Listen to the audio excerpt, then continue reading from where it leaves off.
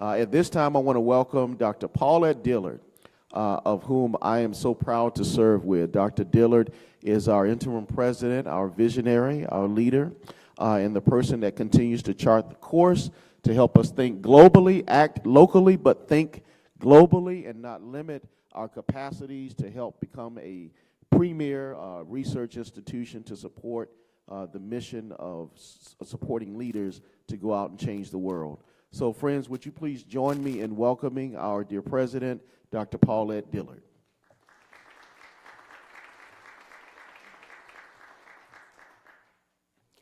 Thank you, Dr. Hill. I think sometimes he thinks he needs to say that about me so that he can have a long tenure as the dean.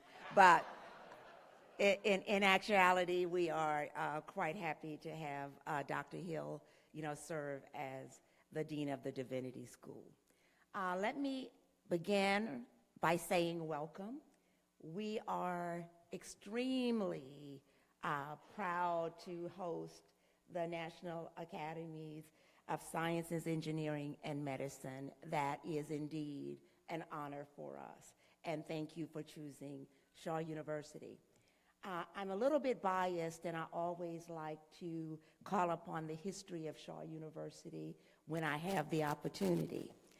When we think about the end of the Civil War and a South that has just had to change a way of life in that slaves were now free. And can you imagine being a freed slave for the first time with nowhere to go, and no idea of, where do you go from here? And then imagine a Union soldier who was a chaplain, who goes to the American Baptist Home Mission Society and asks to go to the South to serve on the mission field. And being granted that privilege, he packs up his wife, Sarah. They catch a train, and now the railway was in disarray because of the aftermath of the war. And so you could only ride the train so far because of the disrepair of the tracks. So Henry Martin Tupper bought a ticket to Raleigh, North Carolina. Now, there wasn't a lot of people on the platform cheering the arrival of Henry Martin Tupper to Raleigh, North Carolina, to teach freed slaves to read the Bible and interpret its meaning, because he had a discernment that the way for freed slaves to have, any kind of opportunity for a good life was to be able to read and interpret the scripture. And so with that in mind, he founded what is now Shaw University. Now, you can imagine how much help he had with creating that school. And so he had to make many, many trips back north to get support to continue his work.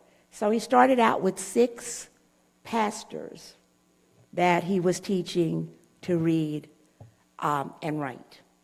And out of that came the realization that in order for the family to have any opportunity for a successful life, then both mother and father needed to be able to read, write, and interpret the scriptures.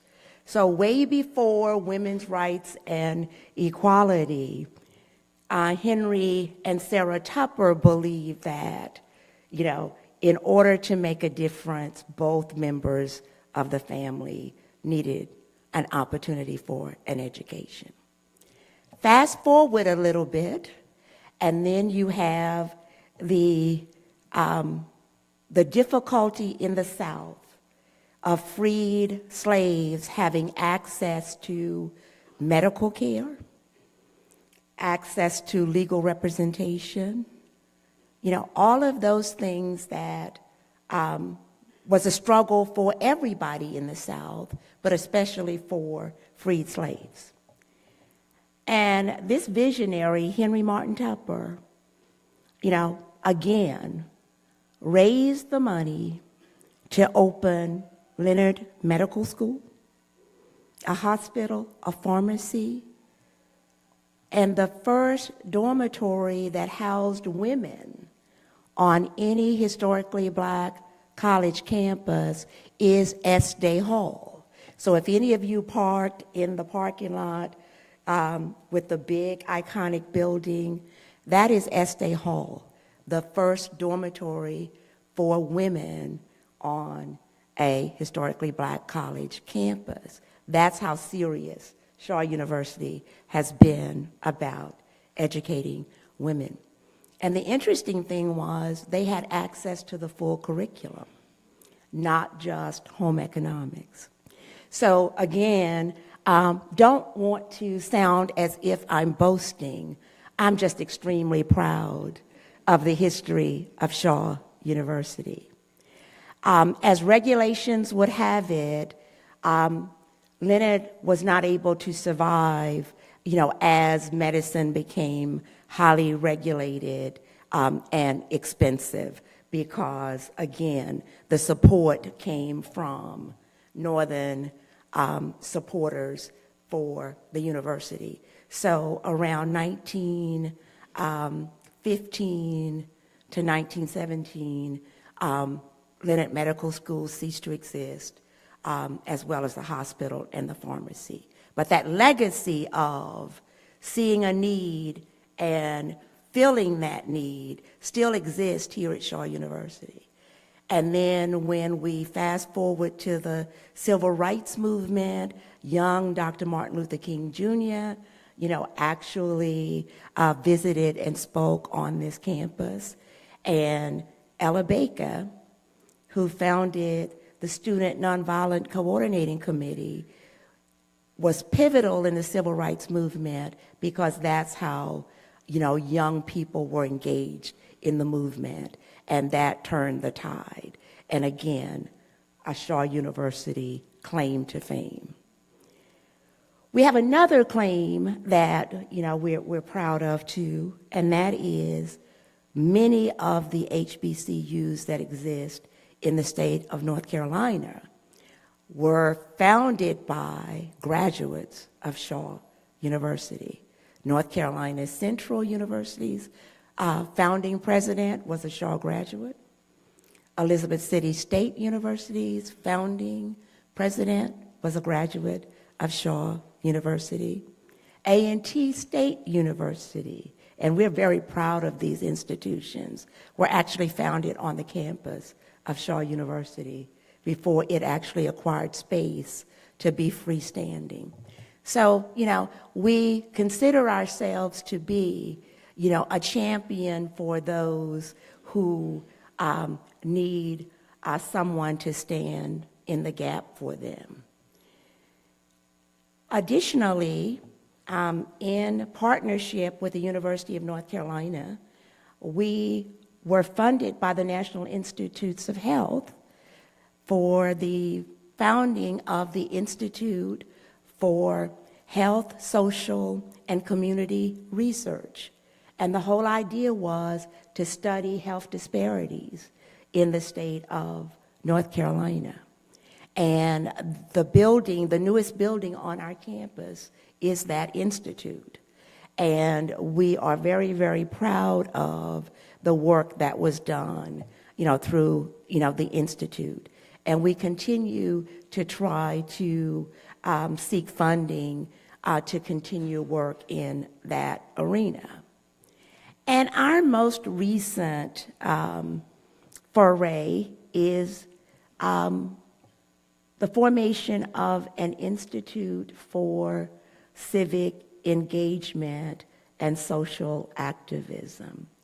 We believe that Shaw has an opportunity once again to stand in the gap, not only for Raleigh, but for the nation, in a call to consciousness about the needs of our population as a whole.